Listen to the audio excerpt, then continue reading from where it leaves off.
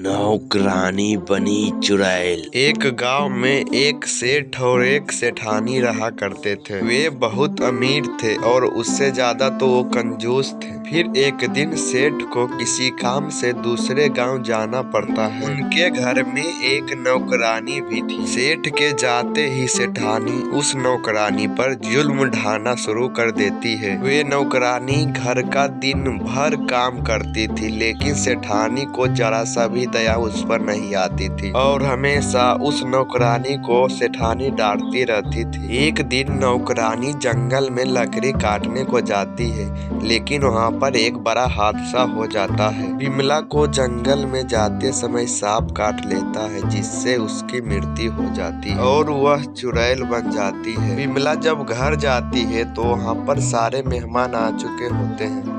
ए बिमला, जल्दी से जाकर रसोई से पानी ला और मेहमान को पानी दे, ठीक है? और जल्दी से हमारे लिए खाना बना के ला, कामचोर नौकरानी कहीं की। फिर बिमला को गुस्सा आ जाता है और वह सेठानी को मारने लगती है।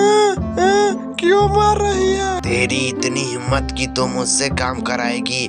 जा मेरे लिए एक गिलास खून भर के ला, मुझे प्यास लगी है। अभी आपकी नौकरानी तो खून मांग रही है, ये क्या खून भी पीती है क्या? अरे तुम दोनों रुको, इसे तो मैं सीधा करता हूँ। ए नौकरानी कहीं की, तू नहीं मानेगी। फिर बबलू नौकरानी को मारने के लिए आगे बढ़ता है और उस नौकरानी के पास पहुंचकर बबलू उस नौकरानी को लात से मारने लगता है। क्यों? अब बोल, तेरी बहुत जुबान चल रही थी। सेठ की मार से बिमला को बहुत गुस्सा आ जाता है और वह अपने चुड़ैल रूप में आ जाती है, जिसे देखकर सब लोग डर जाते हैं और चुड़ैल सेठ को जोर जोर से मारने लगती है।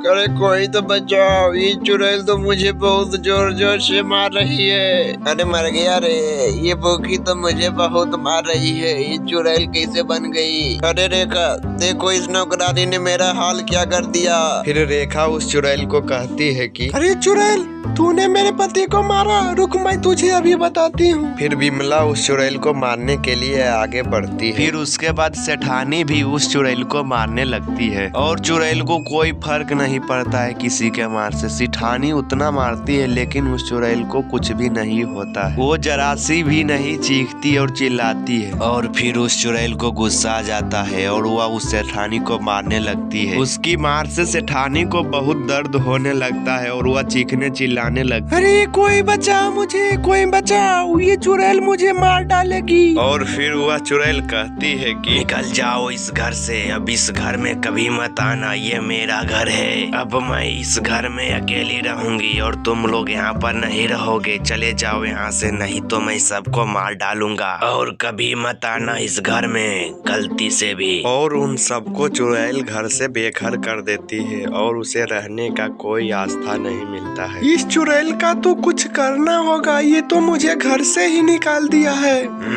इस चुड़ैल का तो कुछ करना ही होगा रेखा।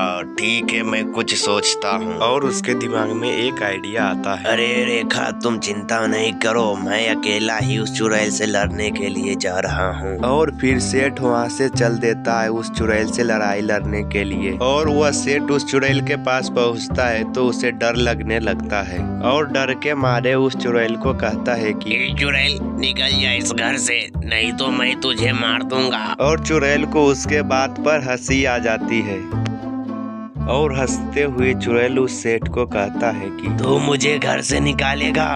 तेरे में इतना हिम्मत है कि तू मुझे घर से निकाल देगा? रुक, अभी मैं तुझे सबक सिखाता हूँ, तू ऐसे नहीं समझेगा। और चुड़ैल उस सेठ को बहुत जोर जोर से मारने लगता है। सेठ चीखता चिल्लाता है लेकिन उसकी आवाज कोई सुनने वाला नहीं होता है और चुड़ैल सेठ को इतना मारता है कि सेठ वहीं पर दम तोड़ देता है और उस सेठ की मृत्यु हो जाती है। और चुड़ैल बहुत खुश हो जाती है और वह खुशी में नाचने कूदने लगती है क्योंकि उसके घर में अब कोई नहीं आने वाला था, वो अकेली रहती है। इसी तरह वह घर भूतिया घर बन जाता है और चुड़ैल वहाँ पर अकेली रहती है और खाना बनाती है और खाती है।